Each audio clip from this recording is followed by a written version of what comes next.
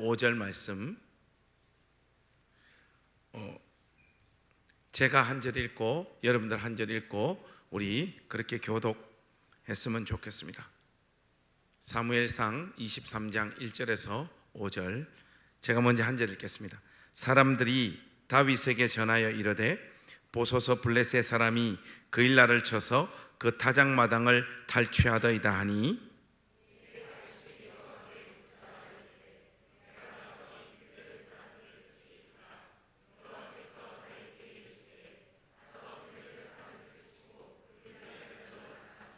다윗의 사람들이 그에게 이르되 보소서 우리가 유다에 있기도 두렵거든 하물며 그일라에 가서 블레셋 사람들의 군대를 치는 일이리까 한지라.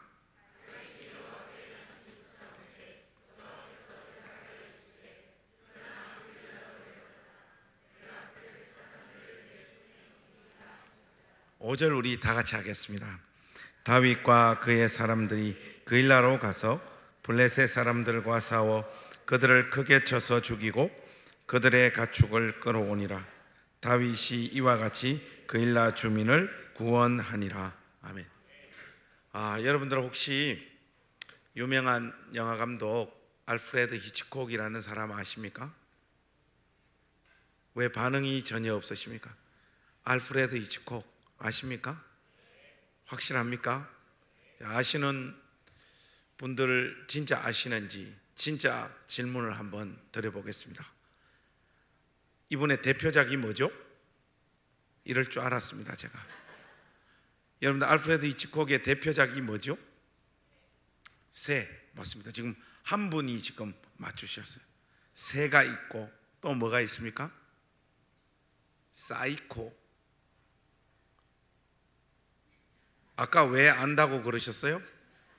그냥 이름만 들어본 적이 있는 것 같은데, 근데 이분은 영화 감독이기도 하고 시나리오 작가이기도 하고 또 책도 쓰셨어요. 근데 이분이 쓰신 책 제목 중에 설득의 힘이라고 하는 책이 있습니다. 거기에 보면 아주 재미나는 이야기가 한 토막 나오는데, 원래 조폭 대장은 남자거든요. 그런데 이 책에는 여자가 조폭 대장으로 등장해요. 이 여자가 조직을 총동원해가지고 사람을 한 명 무자비하게 죽여버립니다. 그것 때문에 행정당국에 체포돼가지고 사형을 언도받고 감옥에 수감되어집니다.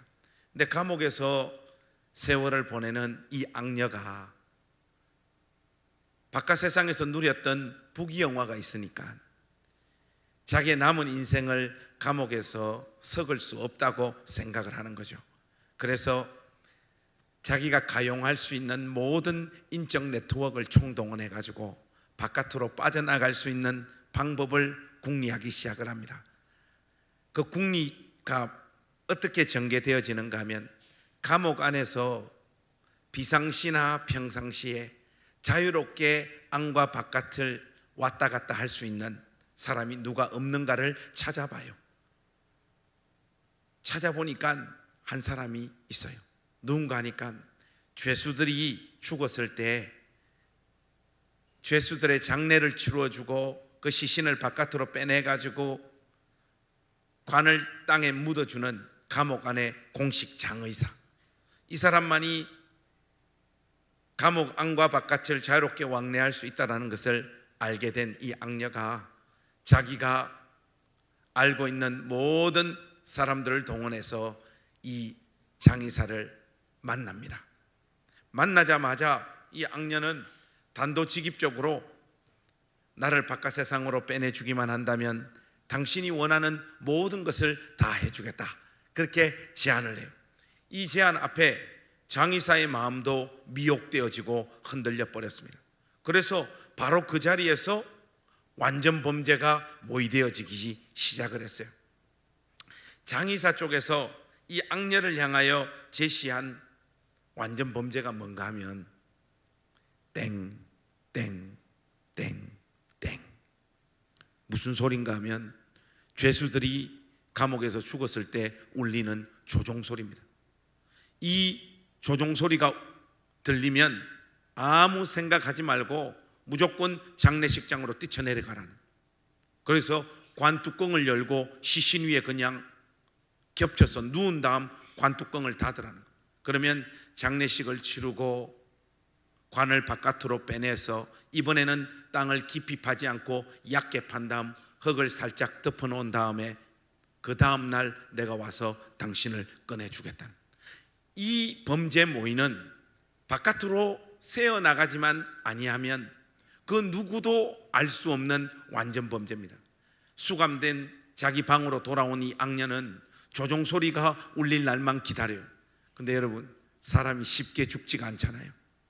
한 달이 가고 두 달이 가고 세 달이 가고 네 달이 가는 어느 지점, 땡땡땡땡 정말 종소리가 울리는 거예요. 감옥 안에 누군가 한 사람이 죽은 겁니다.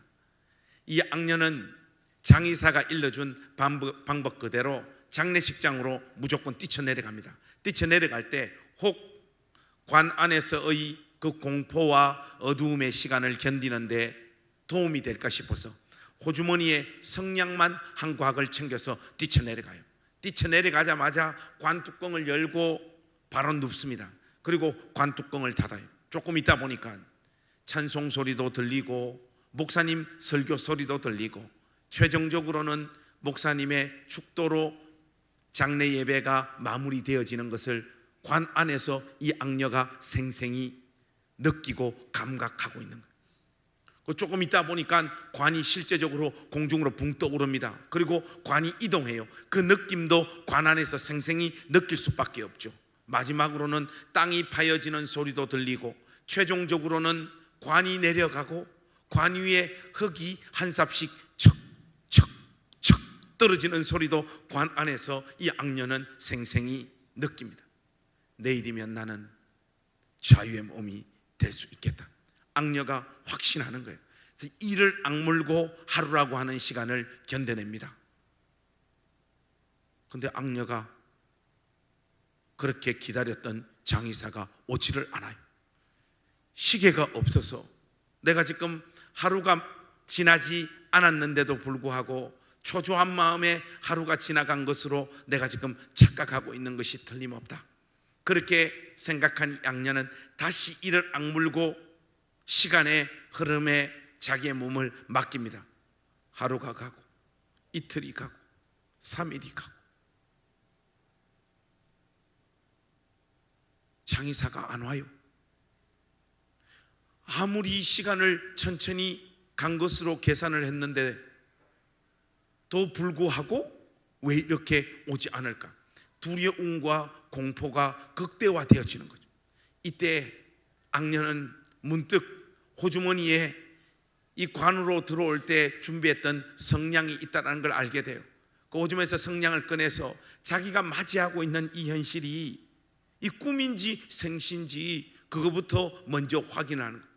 불을 붙여서 관 위도 비추어 보고 자기 얼굴에도 불을 비추어 보고 이거는 꿈이 아니고 명백한 생신데 왜 약속한 장의사가 오지 않을까? 이 불빛을 여기에도 비춰보고 저기에도 비춰보고 하다가 자기 밑에 누워있는 그 시체의 얼굴에도 불빛을 갖다 댑니다.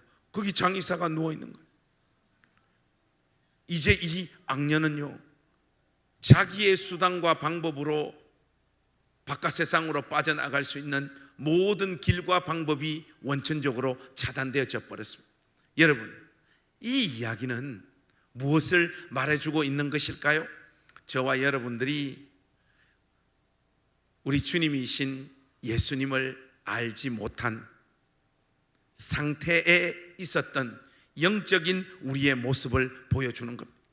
여러분, 우리는 눈치가 빠르거나 지력이 뛰어났거나 기타 여러 가지 이유로 예수님이 우리의 구주시며 주님인 것을 믿은 자들이 아닙니다. 우리의 믿음의 고백이 있기 그 전에 선행하시는 하나님의 은혜의 역사가 우리 가운데 있었기 때문에 예수님이 우리의 구주시며 주님이신 줄 우리가 알고 믿고 고백하게 되어진 줄로 믿습니다.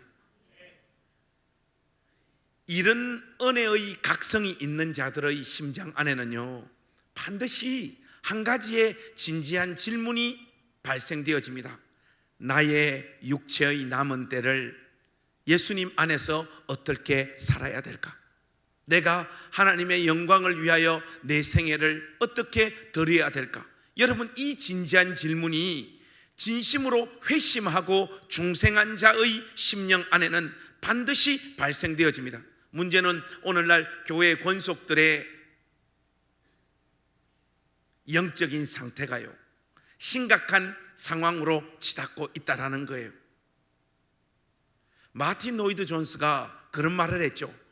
매주 주님의 몸된 교회 안에는 복음 설교가 선포되어져야 된다는, 이 로이드 존스의 이야기가 그냥 들어보면 조금 말이 안 돼요. 왜냐하면 교회라고 하는 곳은 예수님을 주님으로 구세주로 믿은 자들의 모임인데, 그곳에서 무슨 복음 설교가 선포되어질 필요가 있겠습니까? 그러나 로이드 존스는 꿰뚫어 보고 있는 거예요. 교회 안에 앉아있는 많은 신자들의 영적인 상태가 교회를 나오고 있는 것뿐이지 예수님하고는 아무런 상관이 없는 채 머물러 있는 자들이 많이 있다라는 거예요. 요즘 땅끝 논쟁이 시끌시끌한데, 땅끝이 어디냐? 아프리카냐? 대프리카냐? 아니면 이스라엘이냐? 뭐 이런 말들을 말하는데, 제가 볼 때는 오늘날의 땅끝은 예배당 아닌가 싶습니다. 예배당 안에 예수님을 인격적으로 만나지 못한 자들이 부지기수로 머물러 있어요. 주일날 왜 교회를 오느냐? 집에 가려고 교회를 오는 거예요. 이런 사람들이 교회 안에 의외로 많이 있다라는 거예요. 이런 사람들의 심장에서는 예수 그리스도의 복음 앞에서, 하나님께서 우리 생애 가운데 베풀어 주신 이 놀라운 은혜 앞에서 자기 인생을 하나님 앞에 어떻게 드리며 살아야 될 건가 하는 이 고민이 없을 수 있겠지만, 진정으로 회심하고 거듭난 자의 심령 안에는 이 고민이 지워질 수가 없습니다. 여러분 모두에게 그 고민이 있다고 제가 확신합니다. 그렇다고 좀 아멘 해주세요. 그거 없으면 여러분 인생은 나가리입니다. 하나님하고 아무 상관이 없는 거예요. 여러분, 우리의 육체의 남은 때를 하나님 앞에서 어떻게 살아야 될까요? 오늘 우리가 읽은 이 본문 말씀이 바로 그러한 부분에 우리에게 빛을 비추어 주시는 본문입니다. 여러분, 오늘 우리가 읽은 이 본문 말씀은요, 우리가 그냥 쭉 읽으면 별 어려움 없이 나는 잘 이해할 수 있을 것 같다, 이런 느낌을 여러분들이 많이 받으실 거예요. 그러나 여러분, 오늘 우리가 읽은 이 본문은요, 배경적인 지식이 없으면 이 본문의 원래 의미를 캐치하기가 굉장히 어려운 본문이라는 것. 그래서 우리가 1절 말씀부터 살피기 전에 오늘 본문의 배경을 좀 우리가 정리를 하고 들어갔으면 좋겠습니다. 오늘 본문을 이해하기 위해서 제일 중요한 것은 본문의 주인공격인 다윗이 위치에 있는 지리적인 위치가 어디인가를 여러분들이 잘 아셔야 됩니다. 다윗이 지금 어디에 위치해 있는가 하면, 이 지명은 아주 중요하니까 우리가 한번 따라했으면 좋겠습니다. 헤렛 수풀가. 한 번 더 합시다. 왜냐하면 한 번만 하면 까먹으니까. 헤렛 수풀가. 헤렛 수풀가에 와 있어요. 근데 여러분, 헤렛 수풀가는 성경책에 나오는 지명이다 1번, 성경책에는 안 나오고 유다 땅에 실존하는 지명 이름이다 2번, 3번은 없습니다. 얍삽하게 손 안 들면 안 돼요. 확실하게, 목사님 저 아무래도 성경 읽다가 이 헤렛 수풀가 성경책에서 제가 분명히 본 기억이 있습니다. 1번입니다. 성경책에 나온다. 손 한번 들어보세요. 높이 드세요. 괜찮아요. 한 5분 정도 있네. 성경책에는 안 나오고 유다 땅에 나오는 지명 이름이다. 손 한번 들어보세요. 성경책에 나옵니다. 제가 낚으면 거의 다 낚이시더라고요. 이렇게 성경책에 나와요. 여러분 필사도 하고 읽기도 여러 번 읽었다 하는데 왜 이런 거는 잘 못 맞추는지. 여러분, 성경 많이 읽었다는 거 구라 아닙니까? 성경책에 나와요. 헤렛 수풀가는. 지금 다윗이 헤렛 숲을가에 와 있는데 와 있는 이유가 있어요. 그게 뭔가 하면 다윗은 사울의 군대 장관이었죠. 그래서 사울이 내보낸 전쟁에서 나가는 족족 승리하고 이기고 돌아옵니다. 그러다 보니까 백성들이 뭐라고 고백을 하는가 하면 사울은 천천히요 다윗은 만만히로다. 여러분, 이 외침 속에 담긴 것은 뭔가 하면 우리나라의 왕이 사울 말고 다윗이 되면 좋겠는데 하는 마음도 많이 담겨졌던 것 같아요. 이걸 사울이 느끼죠. 이 백성들의 마음이 점점 다윗에게로 흘러간다라는 것을 감지한 이 사울의 마음에 시기하고 질투하는 마음들이 자라나기 시작을 합니다. 거기에다가 사울이 가지고 있었던 태생적인 정신병 비슷한 그 무엇, 이게 합쳐져 가지고요 왕궁에 있었던 다윗을요 몇 차례나 죽이려고 시도를 하잖아요. 하나님께서 은혜를 베푸셔서 다윗을 왕궁에서 지켜주지만 다윗은 이 실제적인 죽음의 공포 앞에서 고민하기 시작을 하는 거예요. 내가 왕궁에 머물러 있다가는 내 목숨 보존하고 지키기 어렵겠다, 그렇게 판단을 합니다. 그렇게 판단한 다윗이 왕궁을 떠나기로 결단합니다. 자기를 따르는 참모들과 병사들을 이끌고 왕궁에서 벗어나 가지고 본격적으로 유다 땅을 도망다닙니다. 하루는 산으로, 하루는 동굴로, 하루는 황무지로 매일 도망을 다녀요. 그런데 여러분, 유다 땅은 있잖아요, 우리나라 강원도 땅보다 영토의 크기가 작아요. 이 무슨 말인가 하면 사울이 군사를 2,000명 3,000명 풀어가지고 다윗 잡아오라고 하는 내용들이 성경에 나오잖아요. 이건 여러분, 다윗이 아주 재수가 좋고 운이 좋으면 6개월 정도 버텨요. 그 보통은 3개월 안에 붙잡힐 수밖에 없습니다. 왜냐하면 영토가 작기 때문에. 다윗은 유다 땅을 여기저기 도망을 다니지만 점점 고민의 강도가 커지는 거예요. 내가 이 유다 땅에서도 내 목숨을 지키기가 불가능하겠구나, 그렇게 판단한 다윗이요 고민 끝에 최종적인 결단을 내리는데 이방 땅인 모압 땅 미스베로 도망가기로 마음을 먹습니다. 비록 이방 땅이지만은 사울의 통치 영역이 미치는 곳이 아니었기 때문에 내 목숨만은 지킬 수 있겠다, 그렇게 판단한 거죠. 그래서 다윗은 모압 땅 미스베로 딱 도망을 가는데 여러분, 여러분에게 있어서 하나님은 어떤 분이십니까?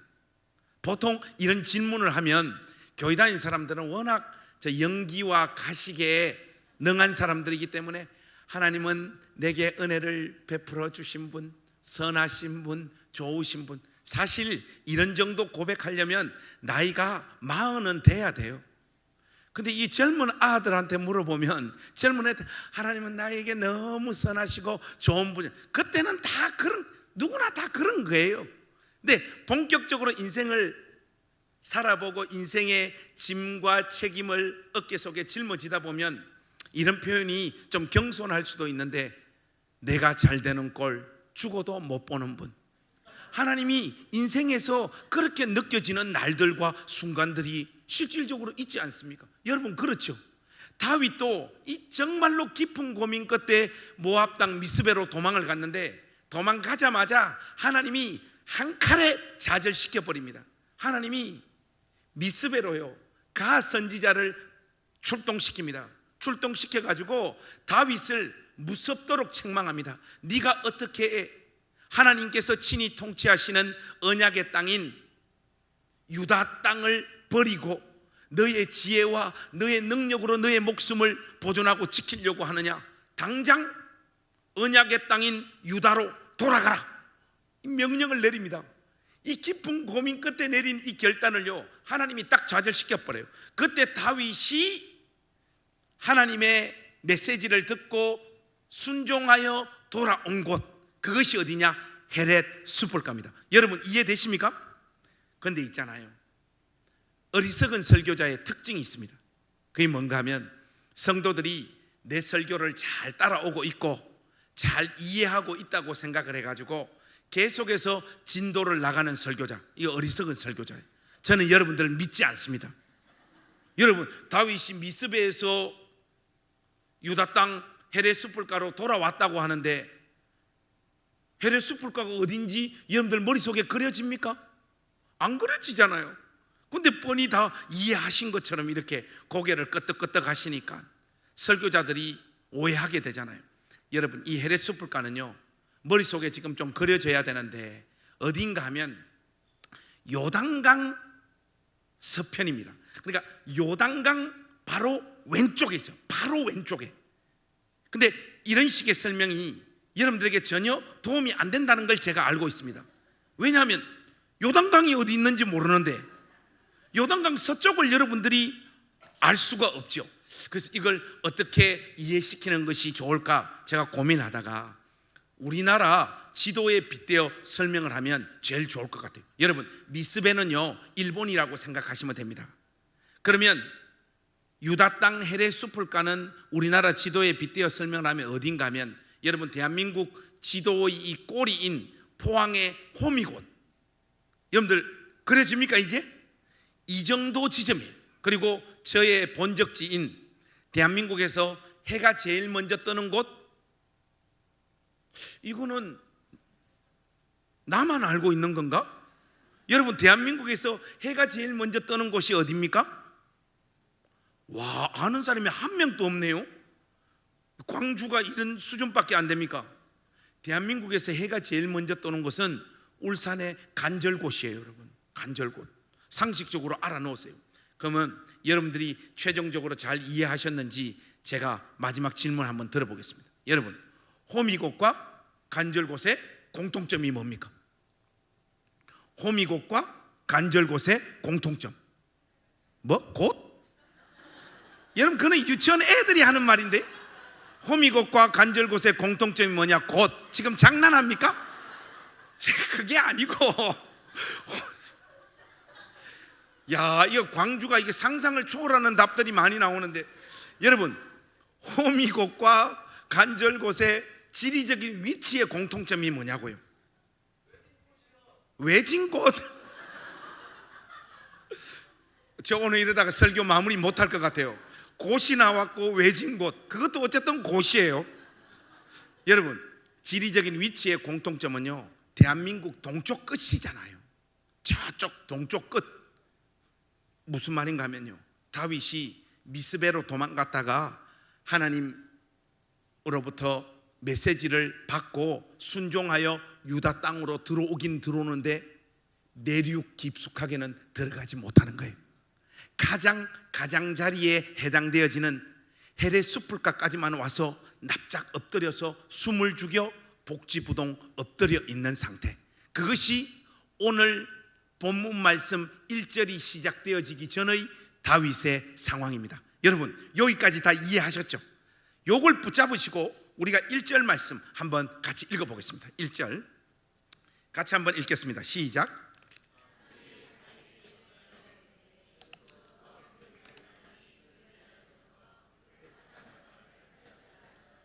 지금 다윗이 헤레 숲불가에 숨어있는 이 상황에 어떤 일이 벌어지는가 하면 서쪽에 블레셋이 있잖아요. 유다 땅 그일라 땅으로 침공해 들어오는 거예요. 여러분, 이때는 다윗이 해야 될 일은 뭡니까? 숨어 있는 거예요. 아무것도 안 하고 숨어 있는 거예요. 지금은 오지랖을 떨 때가 아닙니다. 근데 다윗의 참모들 중에 누가 다윗에게 이 소식을 전해준 것 같아요. 근데 이 소식을 전달받은 이 다윗의 자세 한번 보세요. 2절 제가 한번 읽겠습니다. 여러분 한번 보세요. 이에 다윗이 여호와께 묻자와 이르되 내가 가서 이 블레셋 사람들을 치리리이까? 여호와께서 다윗에게 이르시되 가서 블레셋을 치고 그 일나를 구원하라 하시니. 저는 이 2절 말씀을 읽어보니까 이 기도 제목을 가지고 하나님 앞에 기도하는 다윗도 좀 이상하고, 그 기도를 받으신 하나님께서 네가 가서 그일라 주민을 구원해 주라고 응답하시는 하나님도 좀 이상해요. 이해가 되어지지 않아요. 어떻게 지금 유다 땅 헤레스 폴가에 자기 인생 하나 유지하기도 버거운 다윗에게 그일라 땅까지 가서 전쟁을 하라고 말씀하시냐 말이에요. 나라의 공식적인 왕은 사울인데 사울이 당연히 군사들 파병해서 그일라 주민들 보호하고 지켜줘야 되는 거잖아요. 근데 하나님께서 다윗 보고 가라고 하십니다. 하니까 다윗이 하나님으로부터 받은 응답이니까 참모들을 다 불러 모읍니다. 내가 기도했더만 하나님이 우리를 그일라 땅으로 보낸다, 가자, 이렇게 이야기합니다. 그때 이 다윗의 참모들이 보인 반응이 3절입니다. 요게 오늘 설교에서 꽤 중요하니까 요거는 우리 소리내서 한 번 더 같이 읽었으면 좋겠습니다. 3절 한번 같이 읽겠습니다. 시작.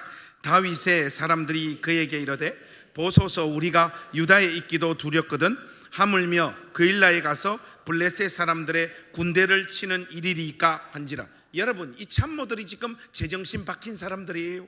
참모들이 뭐라고 이야기합니까? 아니, 지금 헤레스 불가에 숨어 있기도 버거운데 어떻게 그일라 땅까지 가서 우리가 전쟁을 합니까? 여러분, 이 그일라 땅 참모들이 그일라 땅 갈 수 없다고 이렇게 뜯어말기는 이유가 뭔가 하면요, 그일라 땅이 어딘가 하면 헤브론에서 북서쪽으로 13km 떨어져 있는 곳. 이런 식의 설명이 여러분들에게 도움이 된다 안 된다? 전혀 안 된다. 이거 여러분, 이 그일라 땅이 우리나라 지도에 빗대면 어딘가 하면 대전이나 청주입니다. 여러분 한번 생각해 보세요. 호미곶과 간절곶에 대전과 청주로 간다는 것은 맨 가장자리에서 내륙 한복판으로 치고 들어간다는 거예요. 참모들 입장에서는 지금 여러분 숨바꼭질하러 가는 거 아니잖아요. 군가 부르고 깃발 들고 전쟁하러 가는 거잖아요. 하나님께서 보내셨기에 설령 은혜를 베푸사 블레셋을 무찌르고 그일라 주민을 구해낸다고 하더라도 어떤 일이 벌어집니까? 바로 뒤에서는 사울의 군대에게 위치가 발각되어져서 앞으로는 블레셋과 싸워야 되고 뒤로는 사울의 군대를 피해야 되는, 이 가운데 완전 끼어버리는 이 상황을 맞이해야 되는 것. 이것이 군사 전문가들 나름 참모들이었던 다윗의 신하들이 꿰뚫어 보고 있는 거예요. 가면 우리는 다 죽습니다. 이 참모들의 조언은 너무나 상식적이고 합리적이고 누가 들어도 아, 맞네 라고 인정할 수밖에 없는 이야기들입니다. 이 이야기를 전달받은 이 다윗이 하나님의 응답이 있었지만 마음이 흔들렸던 것 같아요. 왜냐? 너무 명확한 이야기니까. 그래서 이 다윗은 다시 한번 하나님 앞에 이 제목을 가지고 기도하러 들어갑니다. 그 내용이 4절이에요. 여러분 한번 보세요. 다윗이 여호와께 어떻게 했다고요? 다시 묻자온대. 다시 묻자온. 여호와께서 대답하여 이르시되 일어나 그일라로 내려가라. 내가 블레셋 사람들을 내 손에 넘기리라 하신지라. 하나님은 얄짤이 없으십니다. 2번 기도하는데도 하나님이 이번에도 그일라로 가라고 말씀하십니다. 제가 볼 때는 다윗이 그렇게 이 IQ가 뛰어난 사람은 아니었던 것 같아요. 이 기도 이거 아까 했던 기도잖아요. 만약에 제가 다윗이라면 이번에 들어가서는 하나님 앞에 이렇게 물었을 것 같아요. 하나님,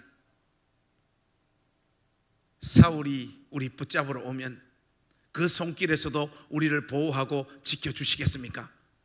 예스 하면 그때서야 저는 올라갔을 것 같아요. 근데 아까 했던 기도 또 하니까 하나님이 가라 했잖아.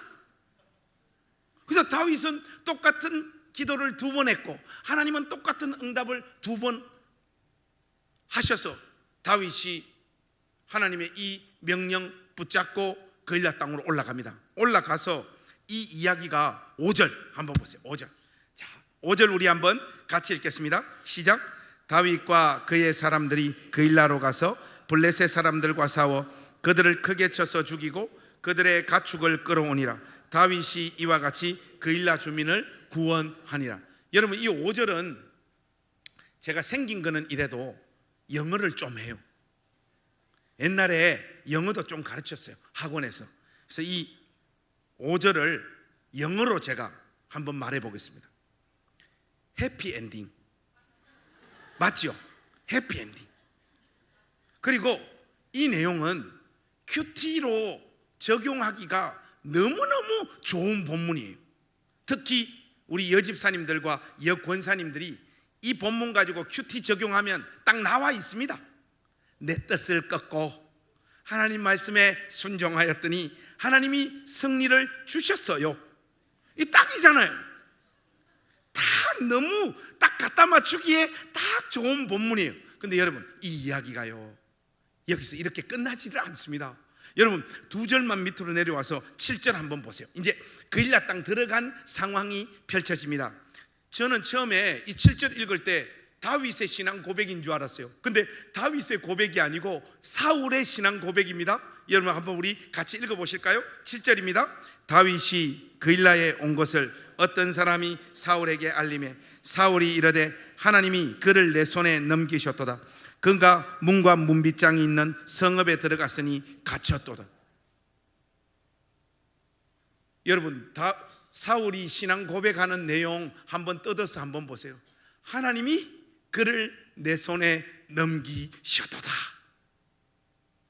그가 문과 문빗장이 있는 성읍에 들어왔으니 갇혔도다.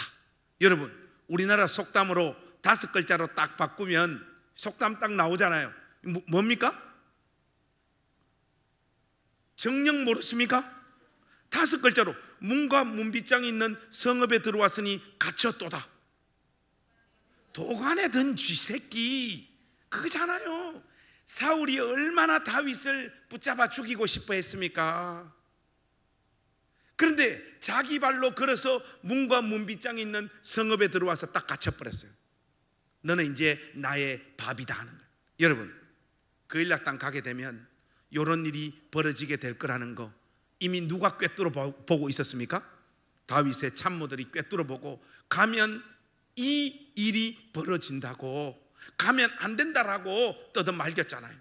근데 지금 딱 그 일이 벌어졌고, 다윗이 그일라 땅으로 올라간 이 일 때문에 다윗의 전 인생에서 가장 깜깜하고 어둡고 고통스럽고 서럽고 눈물난 인생의 시간들이 본격적으로 펼쳐지기 시작을 합니다. 이 이야기가요 14절에 이렇게 마무리되어져요. 제가 14절을 읽겠습니다. 여러분들 한번 보십시오. 다윗이 광야의 요새에도 있었고 또 십광야 산골에도 머물렀으므로 사울이 매일 찾되 하나님이 그를 그의 손에 넘기지 아니하시니라. 여러분, 14절 이거 아멘입니까? 확실합니까? 진짜 아멘 했어요. 여기 광주는 참 좋은 게 낚으면 낚는 대로 이렇게 다 낚여주셔서 참 감사해요. 설교하기가 아주 편합니다. 자, 제가 여러분들에게 신앙적인 2가지 옵션을 드리겠습니다. 여러분들의 기질, 여러분들의 믿음, 여러분들의 솔직한 판단 가운데 여러분이 다윗이라면 솔직히 어떤 결정을 내렸을지 여러분 자신에게 한번 물어보십시오. 1번, 저는 3번은 없어요. 1번, 목사님, 제가 솔직히 말해서 다윗이라면 저는 헤렛 숯불가에 머물러서 군사훈련하고 미래를 준비하고 하나님께서 기회를 주시는 그 하나님의 때를 기다리며 결정적인 기회, 그 타이밍을 위해 준비하며 기도하는 사람이 되겠습니다. 이게 1번입니다. 2번, 2번이나 기도해서 하나님이 2번 다 가라고 명령하셨으니 목사님, 저는 그일라 땅으로 가겠습니다. 가서 하루는 동굴로, 하루는 황무지로, 하루는 산으로 죽음의 공포를 느끼며 매일매일 도망을 다니되 내일이란 것이 나의 삶에 존재할까? 이 고민을 매일매일 하면서 도망은 다니되 붙잡히지 않는 은혜를 받아 누리겠습니다. 이게 2번이에요. 자, 여기에서 여러분들이 오늘 이 밤 결정을 내리셔야 됩니다. 목사님, 저는 솔직히 헤렛 숯불가에서 기도하며 미래를 준비할 것 같습니다. 손 들어보세요. 저는 1번의 길을 갈 것. 괜찮습니다. 부끄러워하지 마시고 높이 드세요. 높이. 뭐 높이. 1번 또 꽤 있으신 이런 분들을 전문적인 용어로 불신자라 그러는. 이 불신자들. 목사님, 저는 하나님이 2번이나 응답하셨으니까 그일라 땅으로 가서 죽음의 공포를 매일매일 느끼며 도망다니되 붙잡히지 않는 그 은혜를 누리겠습니다. 2번의 길을 가겠습니다. 손 안 드는 사람은 뭡니까? 확실하게 하십시오. 2번의 길을 가겠습니다. 손도 2번.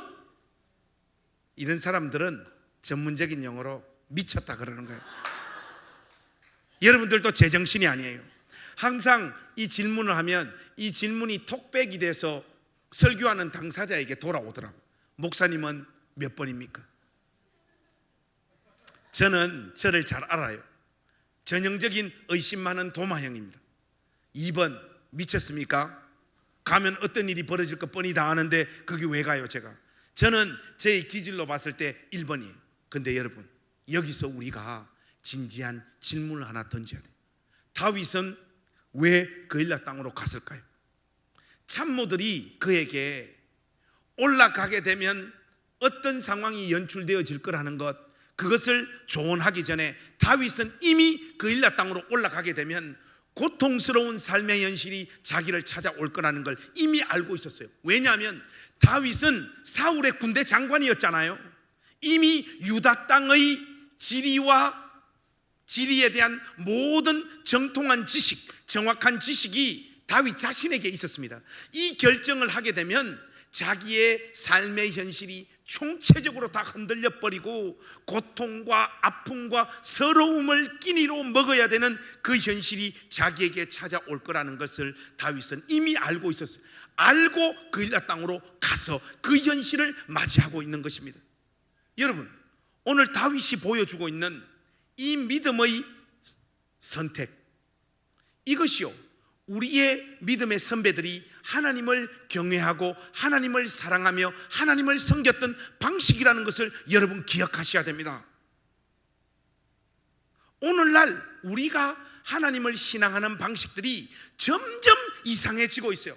이 복음주의권 교회 안에 뭐 장로교든 침례교든 성결교든 오순절교든 점점 교회 안에 권속들의 의식들이 이상해지고 있어요. 어떤 식인가 하면 마치 이런 식입니다. 하나님, 저에게 원하시는 게 뭡니까? 11조 하는 겁니까? 주일 성수하는 겁니까? 성가대 하는 겁니까? 교회 학교 선생님 하는 겁니까? 단기 선교 하는 겁니까? 주님, 제가 그거 다 해드리겠습니다. 그리고 실질적으로 그 일을 잘 감당을 해요.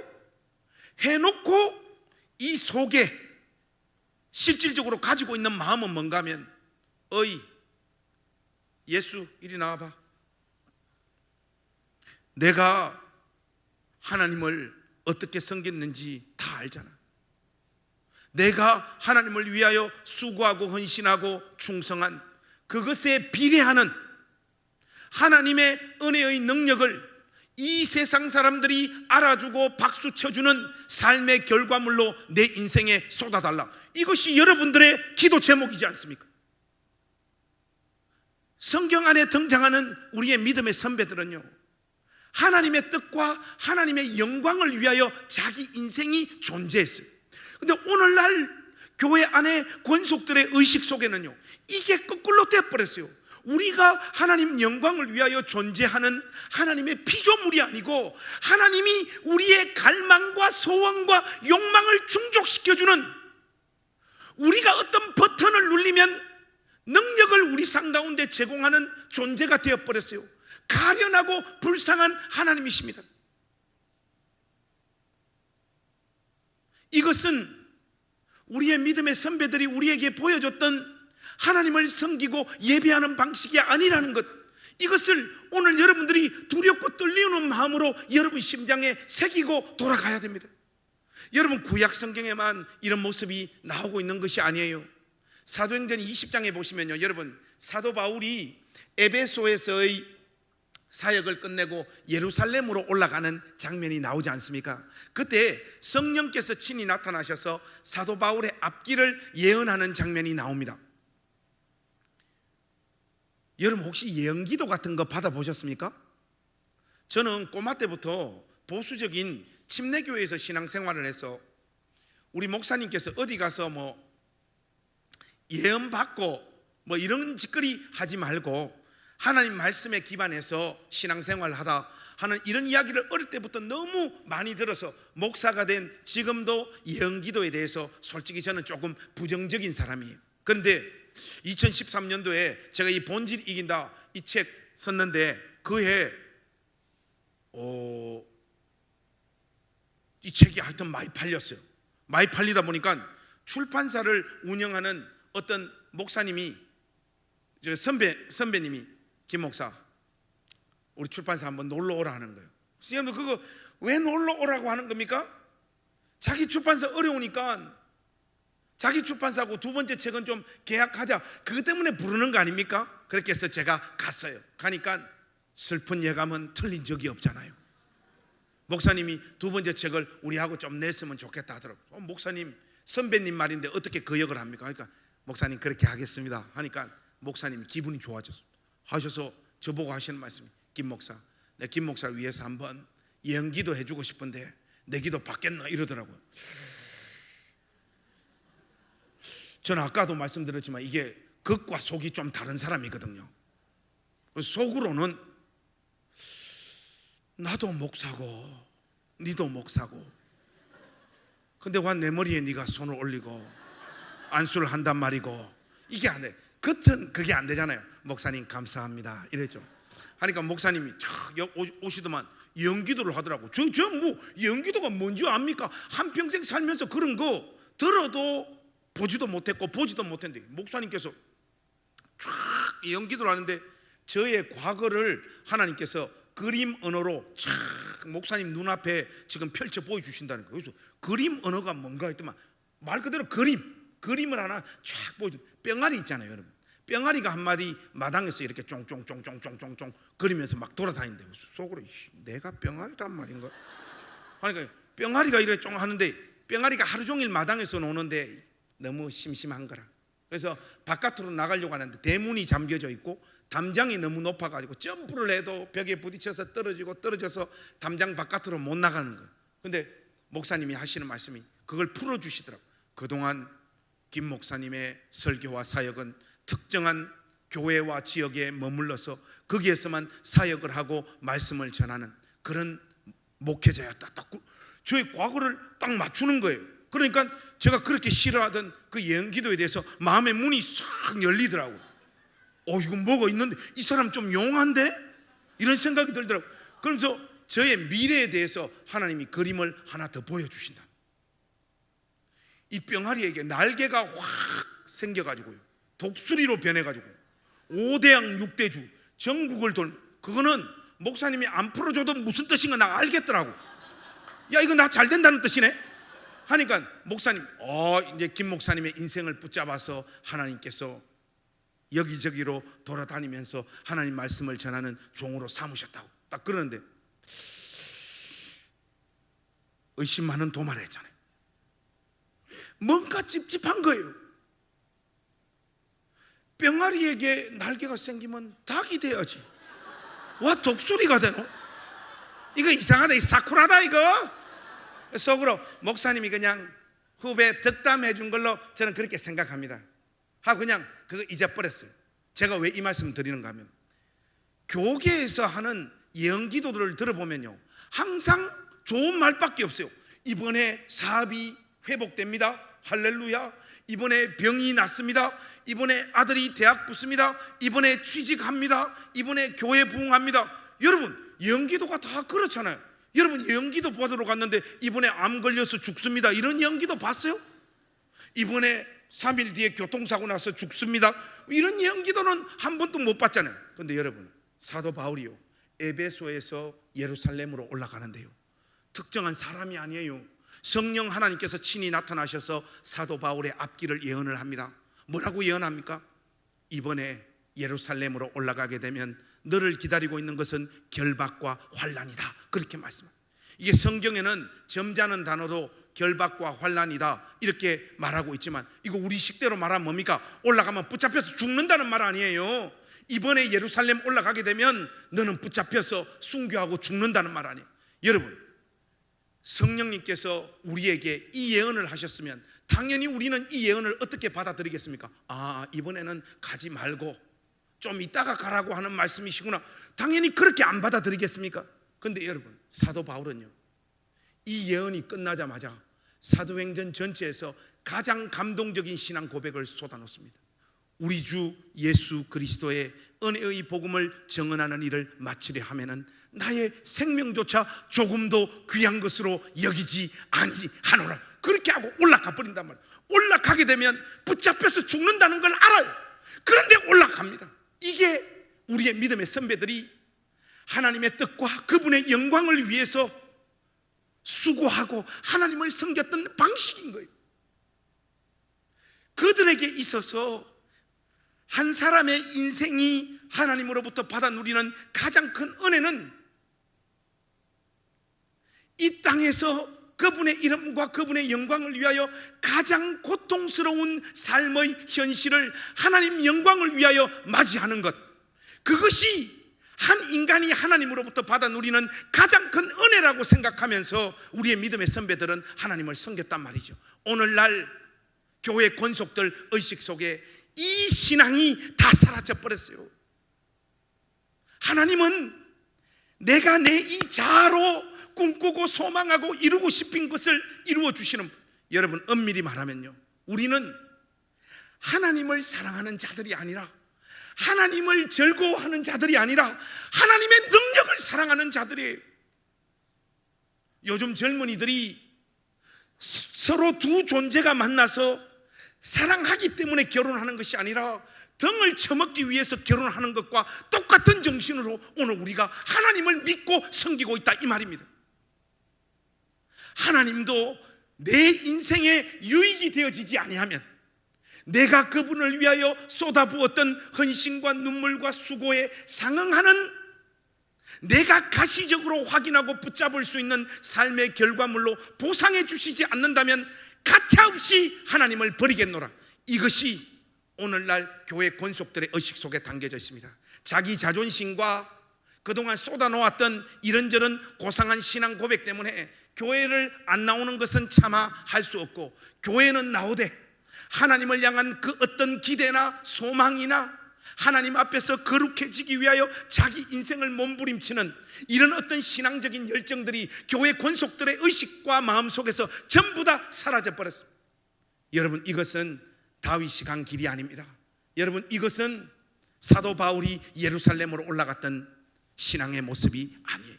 여러분, 이제까지 하나님을 믿고 섬기고 하나님을 사랑한다고 고백했지만, 여러분 인생 가운데서 이 선택을 하게 되면 분명히 내가 짊어져야 될 고통과 아픔이 가중될 것이 틀림없는데, 내가 이 교회를 위해서 이 헌신을 결단하고 실질적으로 해버리면 내가 짊어져야 될 인생의 무게들이 더 고통스럽고 힘들 것이 뻔히 아는데, 그 길을 실질적으로 감행하고 실행해 본 은혜의 기억들이 여러분들 가운데 있습니까?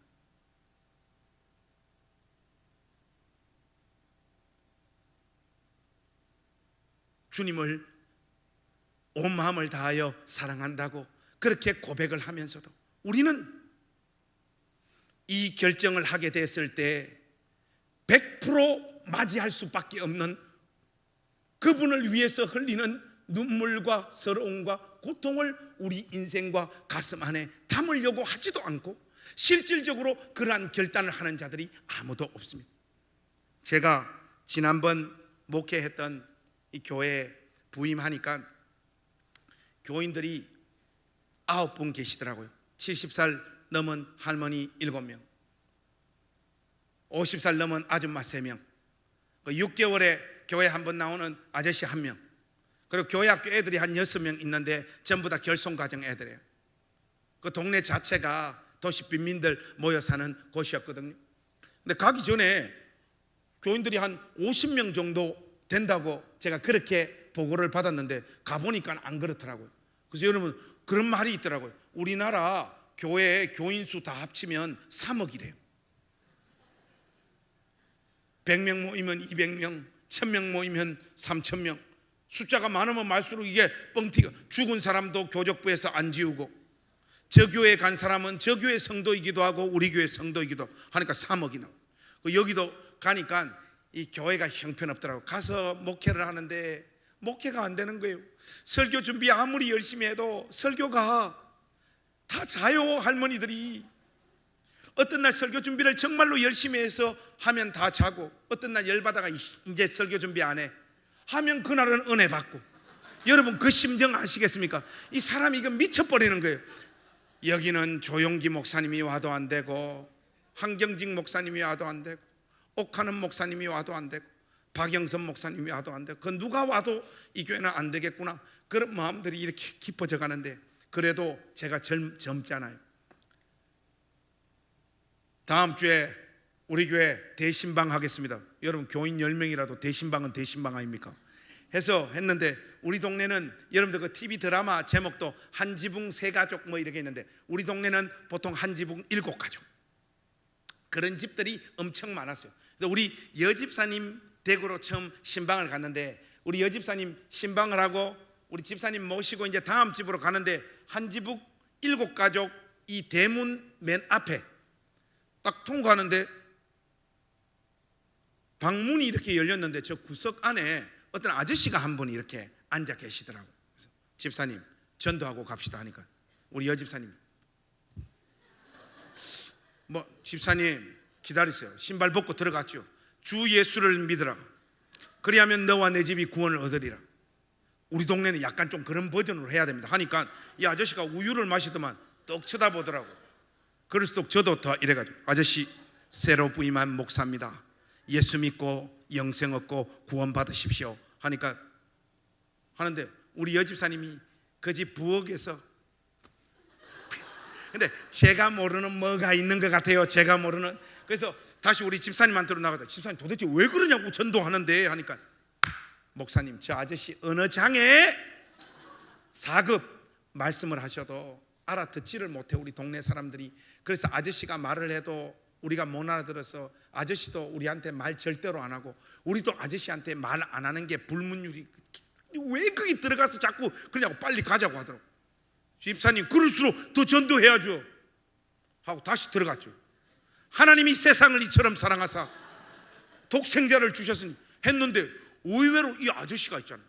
마을 사람들 아무도 말 안 걸어주는데 마을에서 지금 제일 잘생긴 사람이 와가지고 아저씨가 마음문을 여시더라고요. 예수 믿겠다는 거예요. 아저씨 그러면 돌아오는 날 꼭 우리 교회 오실 수 있냐고 하니까 꼭 가겠다는 거예요. 그 주에 신방을 하고 주일날 기다렸는데 약속대로 오셨어요. 제가 그날 요한계시록 5장으로 설교했던 기억이 지금도 생생합니다. 초라하고 가난하게 사는 것, 하나님을 아버지로 부르는 일에 조금도 방해거리가 되어지지 않습니다 하니까 이게 얼마나 멋진 설교입니까? 그런데도 할머니들은 다 자빠져 주무시고. 근데 우리 처음 온 그 아저씨 이름이 박경배인데, 아저씨가 막 그날 설교를 듣고 막 눈물을 펑펑펑펑 흘리는 거예요. 이 강대상에서 보니까 다 보이는 거예요. 그때 제가 확신을 했습니다. 아, 확실히 내가 설교를 잘하긴 잘하는구나.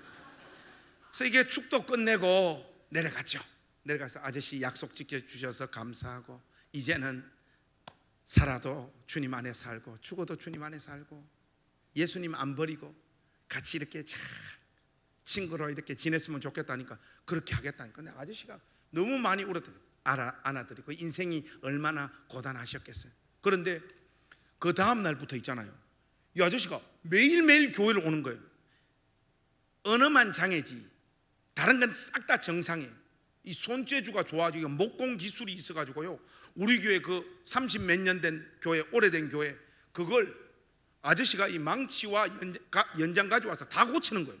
다 하니까 오 여보 밥 해라 해가지고 우리 집사람 점심 해가지고 매일 그거 같이 밥 먹고, 저는 아저씨가 이렇게 공사를 하니까 옆에서 그 전문적인 용어로 시다바리 그거 해야 하잖아요. 뭐 가지고 오라 하면 그거 날라드리고 뭐 하고 한데, 어떤 날은 막 너무 피곤한데 오늘은 하루 안 왔으면 좋겠다 한데 그날 또 딱 와요. 사람 미쳐버리겠더라고요. 그래도 어떡합니까? 밥하고 먹고 하니까 교회에서 얼마나 아저씨하고 가까워집니까? 우리 교회에서 유일하게 목사 뒤통수도 때리고 목사에게 반말도 할 수 있는 사람, 그 박경배 아저씨 너무너무 가까워지고 아저씨도 믿음이 너무너무 성장하고 자라간다. 오늘 날 저보고 그런 목사님, 나 일산 백석동에 집 샀는데 우리 집 와가 예배 좀 드려줄 수 있나? 내 여집사님들한테 물어보니까 집 사면 목사님 불러다가 집에서 예배해야 된다는데 우리 집에도 예배 좀 드려줄 수 있어요? 그러는 거예요. 예배야 그거 드려줄 수 있는데 아저씨가 무슨 돈이 있어가? 일산 백석동이면 그 엄청 비싼 동네인데 그게 어떻게 집을 사? 무슨 돈이 있어? 2년 전까지만 해도 우리 경배 아저씨가 90살 넘은 어머니 모시고 그 단칸방에서 살았거든. 그런 아저씨가 무슨 돈이 있어요? 아저씨 직업이 뭔가 하면 우리 동네에 노름방이 있어요. 거기 가서 술, 담배, 심부름하면 그날 돈 제일 많이 딴 사람이 집에 갈 때 2만 원, 10,000원 주면 그거 모아서 어머니하고 한 달씩 사는 그런 사람인데 일산 백석동에 집을 샀다고 하는데 도대체 이게 뭔 이게 해서 제가 알아보니까 그러면 그렇지 집을 산 게 아니고 장애인들하고 저소득층에게 주는 영구 임대주택 그거 1순위로 당첨됐다고. 내가 어이구 이씨 하니까 어쨌든 경비 아저씨는 자기 집이라는 거, 자기 집. 우리 집에 와서 예배 드려달라는 거. 예배야 100번이라도. 우리 교회는 남자가 한 번도 없었으니까 두 여집사님하고 권사님 모시고 예배 드리러 갔죠. 집에다가 사철에 봄바람 불어있고 1절 부르는데 잘 넘어갑니다. 2절 부르는데 우리 경배 아저씨가 눈물이 터져버려요. 60평생 살아왔던 그 서럽고 아팠던 그 기억들, 어머니 모시고 그 단칸방에서 한평생을 어느 장애인으로 살았던 그 아픔들, 자기 태어나서 제일 깨끗하고 좋은 집에 와가지고 살게 된 그것 때문에 찬송 부르면서 그 아픔을 다 지워내는 것 같더라고요. 그 1절 부르는데 그 모습을 지켜보고 있다 보니까 여러분 눈물은 전염되잖아요. 그 모습 보고 있다 보니까 저도 또 눈물이 나요. 우리 둘이는 뻥뻥 울고 여자들은 독해서 안 울어요. 찬송을 잘 불러요. 계속 4절 끝날 때까지 울고 있으니까 우리 권사님이 그만하고 설교하라고. 제가 눈물을 닦고 설교하고 경비 아저씨 머리에 손을 올리고 축복했어요. 하나님, 이제 주 안에서 좋은 것도 뭔 줄 알고 하나님 베푸시는 은혜도 하나님 베푸시는 선하심도 좀 이렇게 맛보는 그런 인생 됐으면 좋겠고 더 이상 하나님 안쓰럽게 해주시면 좋겠다고 그렇게 축복하며 기도했어요. 기도 끝나자마자 경비 아저씨가 사람을 또 울리는데 목사님 우리 집 오늘 다 구경시켜 줄게 하는데 여러분 12평짜리 아파트 구경할 게 뭐 있습니까? 여기 큰 방 여기 욕실이 이러는데 제가 덩신도 아니고 제가 큰 방하고 욕실을 모를 리가 있겠습니까? 그런데 경비 아저씨는 너무 좋은 거예요. 너무 자기 태어나서 제일 좋은 집 온 거 그거 자랑하고 싶어. 그 자랑하는데 그 천진난만한 모습이 왜 그렇게 눈물이 나는지 도저히 잊지를 못하겠다. 저는 아파트 베란다로 나가서 벽 붙잡고 다시 하나님 이제 그만 아프게 했으면 좋겠다. 우리 경배 아저씨 여기서 인생에서 좋은 것도 알고 행복도 알고 좀 그렇게 사는 인생 되도록 하나님 인생 축복해달라. 울면서 벽 붙잡고 기도하고 있었는데 그 궁궐과 같은 12평짜리 아파트를 다 구경시켜 주시고 딴 사람들한테 이런 나왔더라고. 저 울고 있는데 목사님 여기서 뭐 하시노? 이러더라고요. 아무것도 아니라고. 목사님 내가 다 알아봤다는 거예요. 뭘 알아보셨나니까 목사님하고 예배드리고 나면 목사님하고 식당에 가서 밥을 먹어야 된다고 사람들이 나한테 다 코치를 해줬다는 거예요. 경배 아저씨 오늘은 아저씨 집 산 날이기 때문에 오늘 내가 거하게 한판 쏠게요 하니까 경배 아저씨 절대로 안 된다는 거예요. 사모님한테 다 물어서 확인했다는 거예요. 목사님 좋아하는 거 해물탕, 목사님 해물탕 사드리려고 원래 노가다판에서 노가다도 안 시켜주는데 저 밥 사주려고 보름 동안 노가다판에서 노가다에서 돈 30만 원 모아놨다. 목사님 오늘은 내가 사주는 밥 먹어야 된다. 여러분 그건 안 먹으면 안 되잖아요. 가자 씨. 허리띠 풀고 막 배 터지도록 먹었어요. 그날 다 먹고 집에 가려고 나오는데 경비 아저씨가 식당 앞에서 제 목을 이렇게 안더만 또 막 울기 시작하는 거예요. 아니 이 좋은 날 왜 자꾸 우냐고 하니까, 목사님 나 많이 사랑해줘서 고마워. 여러분 60살 넘은 아저씨한테 사랑 고백 한번 받아봤어요? 목사님 나 많이 사랑해줘서 고맙다는데 그 말 들으니까 왜 그렇게 또 눈물이 납니까? 식당 앞에서 우리 둘이 붙잡고 또 울었어요. 우니까 우리 권사님이 제발 그만해라는 거예요. 너무 많이 운다는 거예요. 오늘 집에 빨리 가자는 거예요. 근데 제가 그때가 아마 태어나서 처음으로 미국 집회가 잡혀가지고 미국 10개 도시에 부흥의 인도차 떠나기 이틀 전이었어요. 경비 아저씨가 제가 차 타려고 하는데 저보고 그러는 거예요. 목사님 미국 가거든 너무 오래 있지 말고 빨리 오라는 거예요. 집회 끝나면 바로 오는데 왜 하니까 목사님 보고 싶어서 안 된다는 거예요. 끝나면 바로 온다니까. 어쨌든 빨리 와 하는 거예요. 알겠다. 여러분들 그 마음 아시겠죠? 그렇게 그 신방은 끝이 났고 우리 교회는 그 누가 와도 목회가 안 될 것 같았던 우리 교회가 제가 뭐 이게 책도 나오고 뭐 페이스북에 글을 쓰고 하면서 이게 뭐 알려주면서 매주 막 새 가족들이 몰려오더만 예배당이 어느 순간 다 차버렸어요. 책은 불티나게 팔리지 뭐 방송 출연하고 뭐 내 인생에서 이게 도대체 이게 무슨 일이고? 저 별명이 두 가지가 있는데 하나는 타잔, 팬티 한 장밖에 없는 타잔. 하나는 마이너스의 손, 뭘 해도 안 되는 인생. 근데 이게 마흔 넘어가 이거 내 인생이 이거 왜 이렇게 굴러가나 하는데 주변에 선배 목사님들이 저보고 그런 거예요. 김 목사, 네 지금 돌아가는 상황을 보니까 아무래도 큰 교회에서 청빙 받을 각이야. 그런 거예요. 목사님, 저 같은 놈한테 무슨 그런 일이 있겠으며 설령 저에게 그런 일이 있더라도 저는 안 갑니다. 왜? 그럴 일이 없을 것이 100% 확신하기 때문에. 그런데 2달인가 있었는데 미국에서 청빙 콜이 들어왔어요. 저 말 들어보니까 뭐 교인들 뭐 한 1,500명 모이는 근데 저 마음에는 그런 게 전혀 없을 줄 알았는데 청빙이 들어오니까 막 마음이 흔들리고 이 뭐 기도를 안 해도 하루가 기쁘고 막 즐거움이 막 올라오더라고. 이게 아이고야 이거 지금 어떻게 해야 돼? 근데 이게 진짜 이게 꿈도 아니고 생시도 아니고 어떻게 내한테 이런 일이 다 있노? 이거 어떻게 하면 좋은데? 우리 집 사람하고 애들한테 말은 해야 되는데 이거 어떻게 하면 좋나 이거? 근데 그 말을 안 할 수가 없잖아요. 여보, 지호, 제니 다 모여봐라. 내가 지금 내가 뭐 여보 내가 뭘 좀 말을 해야 되겠는데 빨리 말을 하라는 게 그러니까 말이지. 여보, 우리 집 사람 저 강원도 춘천 여자거든요. 아주 착해요. 왜 이래 보면 전통적인 목사님 사모님 같은 다 그래요. 너무너무 착하고 욕심도 없고. 그래서 여보, 미국에서 이 청빙이 와서 이거 교회가 큰 교회에서 청빙이 왔다니까. 야, 그 겸손한 척하고 그 믿음 좋은 척하던 우리 집 사람 있잖아요. 그날부터 지랄 떠는 게 멈춰져 버렸어요.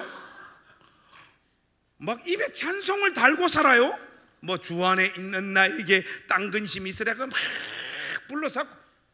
야, 저것도 알고 보니까 저기 속물이었네. 속으로. 근데 지만 속물이 아니고 나도 좋더라고 솔직히. 여러분 한국에서 침례교 목사로 사는 거 얼마나 힘든 건 줄 압니까? 여러분들이 여기가 또 여기 오신 분들 보통 장로교 다니는 분들, 감리교 다니는 분들 많잖아요. 여러분 그거 그냥 다니시죠? 우리 침례교는요 항상요 열등감에 사로잡혀 있어요. 왜냐하면 교회를 세워도 침례교회는 부흥을 안 해요. 사람들이 왔다가도 여기 침례? 여기 혹시 뭐 유병헌하고 뭐 상관이 있는데요? 그게 기독교 복음 침례회잖아요. 그러니까 사람들이 왔다가도 교회 등록을 안 해요. 여러분들 그런 거 잘 모르죠? 여러분, 간판이 생각보다 중요합니다. 대한예수교 장로회, 이거 큰 겁니다. 기독교 한국 침례회, 이거 상당히 어려운 거예요. 이거 커피 숍으로 이게 비교를 하자면 여러분들은 스타벅스, 우리는 이디야 커피. 진짜 그렇습니다. 햄버거로 하면 여러분들은 맥도날드, 우리는 롯데리아 정도. 그런데 아메리카잖아요. 미국에는 여러분 우리한테 안 됩니다. 거기는 남침례교가 넘버 원이잖아요. 거기는. 그러니까 미국에서 왔다 하니까 우리 지호가 아들이 저를 부르는 호칭이 아빠인데 그날부터 호칭이 달라지는 거예요. 오, 데디 이러는 거예요. I wanna go to America 이러는, 이 새끼가 하기. 가족들은 다 붕붕 마음이 떠 있고 저는 이게 미치겠더라고요. 그래서 기도했어요. 하고 목사님들하고 상담했어요. 하니까 목사님이 그러시더라고요. 김 목사, 네 작은 교회에서 목회하는 게 너의 자랑과 의가 될 수 있어. 이번 청빙에 응해. 딱 그러는데요, 저도 모르게 입에서 아멘 딱 나오고 가고 싶은 거야. 그래서 그 다음날 기도했죠. 새벽에 가서 기도했죠. 하나님, 미국 가서도 마음 안 팔아먹고 진실되게 목회하겠습니다. 40 넘어서 이렇게 하나님 내 인생에 좋은 것도 주시고 어쨌든 마음 안 팔아먹고 진실되게 미국 가서 목회 잘하겠습니다. 그렇게 기도했죠. 둘째 날 또 그렇게 했는데 셋째 날인가, 주여, 미국 마음 안 팔아먹고 진실되게, 잘 모르게 기도가 막 천상으로 올라가는 것 같아. 막 이 마음이 잘 가는데 기도 끝판에 2년 전에 그 식당 앞에서 경비 아저씨가 한 말 있잖아요. 목사님 미국 가거든 너무 오래 있지 말고 빨리 와. 그게 훅 들어오는 거예요. 이는 분명히 하나님의 음성은 분명히 아닙니다. 아닌데 목사님 미국 가거든 너무 오래 있지 마. 그게 기도 끝에 훅 들어오는 거예요. 사탄아 물러가라. 이것도 미국이고 이것도 미국이고, 내가 지금 이 강박정으로 이걸 지금 두 개 연결시키고 있는 것들, 예수님의 이름으로 기도합니다가 끝내붙죠 기도를. 그 다음 날 또 기도하는데 기도 끝판만 되면 목사님 미국 가거든 너무 오래 있지 말고. 와, 이거 한 보름 내내 그러는데 사람 미쳐버리겠더라고요. 근데 이게 저 마음에서 어떻게 해석이 되고 이해가 되는가 하면, 너는 너의 목회 커리어를 위해서 그렇게 큰 교회 청빙받아가 갈 수 있는데 너의 그 선택으로 말미암아 제일 친한 친구 잊어버리고 믿음도 잃어버리고 다시 그 독방으로 한 영혼 들어가서 예수님 섬기지도 못한 채 인생 허무하게 그렇게 끝나버리면 그 일 너 책임질 수 있나? 이렇게 오는 거예요. 제가 한 달 반을 기도하다가 안 갔죠. 하나님, 미국 안 가겠습니다. 여러분, 제가 안 가기로 마음을 먹고 난 다음 제 마음 상태는 어떻게 됐을까요? 1번, 하늘로부터 은혜와 평강과 위로가 내 마음을 채웠다. 1번. 2번, 짜증과 원망과 우울증과 아깝다 너무 아깝다, 이게 6개월 이상 내 마음을 사로잡았다. 여러분 몇 번입니까? 사람을 뭘로 알고? 당연히 2번. 사람 미쳐버리겠더라고요. 여러분, 저 미국 안 간 거 잘했습니까? 못했습니까? 남의 이야기라고 그렇게 쉽게 하는 거 아니에요. 근데 여러분, 저보고는 잘했다고 해놓으면서 여러분들은 그 길을 안 가잖아요. 여러분 인생에서 가장 큰 기회, 주님을 위해서 이 선택하게 되면 어렵고 기회 놓치고 고난받을 것 뻔히 알면서도 하나님 영광 위해서 그 삶의 연장으로 여러분들의 그일라 땅으로, 여러분의 예루살렘 땅으로 가라고 하면 안 가잖아요. 우리는요, 너무 예수 믿는 이 삶을 기쁨과 즐거움과 안정과 평안으로 채우려고 몸부림을 쳐요. 또 교회에 오면 그런 것들을 또 부추기고요. 그래서 교회에 오면 목사님들이나 전사님들이 기쁨이 있습니까? 평강이 있습니까? 즐거움이 있습니까? 하면 없는데, 교회에 오는 사람들, 특히 여권사님들 얼마나 연기력이 뛰어납니까? 부부싸움하고 교회 와도 기쁨이 있습니까? 하면 할렐루야, 얼굴 표정 바로 바뀌 이쁘잖아요. 목사님, 저는 아침에 눈만 뜨면 매일매일 가슴에서 사이다가 퐁퐁퐁퐁 올라와요. 예배 끝나고 우리의 삶의 연장으로 돌아가는 그때 우리가 실질적으로 짊어져야 될 인생의 무게 때문에 사실 매일매일 기쁘고 즐겁고 신나지 않잖아요. 그렇지 않습니까? 예수 믿는 길이 그런 길이 아닙니다, 여러분. 우리가 만들어 온 하나님, 우리가 만들어 놓은 신앙의 어떤 체계를요, 여러분 삶 속에 구현하는 걸 믿음이라고 착각하지 마세요. 진짜 믿음은요, 예수님을 위해서 남은 고난을 여러분 영혼과 삶 속에 짊어지는 것입니다. 제가 이 이야기를 하니까 이야기만 하고 설교 마무리하겠습니다. 우리 교회 청년 한 놈이 있는데 저보고 그런 게, 아니 목사님은 그러면 목회하시는데 기쁨, 즐거움, 평강 이런 거 없단 말입니까? 이러더라고요. 그래서 니는 목회가 그렇게 기쁘고 즐겁고 그런 것 같나 하니까, 목사님이 그런 거 없이 목회를 하시면 이율배반적인 거 아닙니까 목사님? 이러더라고요. 제가 이놈 봐라. 그 제가 이렇게 물었어요. 선재야, 니 그러면 새벽 기도 가는 목사의 마음은 어떤 마음으로 새벽 기도를 갈 것 같노? 하니까 잘 모르겠대요. 그럼 목사님 가르쳐 줄게. 1번 2번 해줄게. 네가 한번 맞춰봐라. 1번, 여러분 새벽 기도 가려면 목사님들 5시까지 가셔야 되잖아요. 그럼 보통 4시에는 목사님들 일어나셔야 된다고. 4시에 알람이 따르릉 울릴 때 목사님들의 심정, 1번 따르릉 탁 끄면서 하는 말, What a wonderful day. 하나님 이 새벽부터 맑은 정신 주시니 감사합니다. 오늘도 우리 교인들 한 사람 한 사람 이름 불러가며 기도하는 이 복된 시간, Glory to God, 모든 영광 하나님 받으시옵소서. 이런 마음으로 새벽 기도 간다 목사님들이, 이게 1번입니다 2번이 있어요. 새벽 4시에 알람이 따르릉 울립니다. 탁 끄면서 하는 말, 에라이 샹. 어떤 놈이 새벽 기도 만들었노? 미국하고 영국은 안 한다는데 왜 우리나라만? 예수님도 어쩌다가 한 번씩은 새벽 기도를 왜 우리나라는 매일 하나? 내가 안 가면 그 권사, 그 장로 악착같이 와서 앉아 있겠지. 가자 죽지 못해서 가자, 여보 빨리 일나라 가자, 이런 마음으로 새벽 기도 간. 여러분 목사님들이 새벽 기도 갈 때 몇 번의 마음으로 갈까요? 1번요? 여러분 제가 확신하건대 1번은 주기철 손양원도 안 됩니다. 다 2번으로 갑니다. 쌍으로 가요. 제가 압니다. 그런데 여러분 우리는 2번의 마음으로 새벽 기도 가는 목사님들을 하기 싫은 새벽 기도 억지로 하는 목사님이라고 욕하거나 비난하지 않고 자기 사명과 삶을 짊어진다고, 그 목사님 우리가 그 누구보다 사랑하고 존경하지 않습니까? 월요일날 돈 벌러 가는 아버지의 마음은 어떤 마음으로 월요일날 직장 갑니까? 월요일 Today is Monday. 오 하나님 좋은 직장 주셔서 월요일부터 돈을 벌게 하시니까. 여러분 이런 정신 나간 아버지 있습니까? 아무도 없습니다. 올해까지만 하고 때려치워버려야지 내가 이씨. 근데 가족들 때문에 20년 30년 자기 어깨 위에 그 삶 짊어지잖아요. 우리가 철들면 아버지 어머니가 어떤 험악한 시간들 견뎌내며 우리를 길러냈는가 비로소 깨달아질 때 부모님 진심으로 사랑하고 존경하게 되잖아요.